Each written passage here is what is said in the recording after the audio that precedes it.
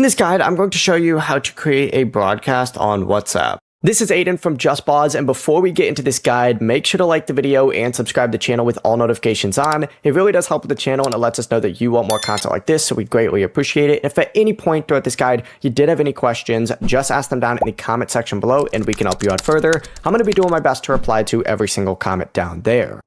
First things first, open up WhatsApp, and on iPhone, you just need to hit settings. On Android, you can hit settings as well. And then in here, you're going to see a broadcast link option. And then of course, once you do that, you can type in the message after you create that normal chat because it'll open like a normal chat.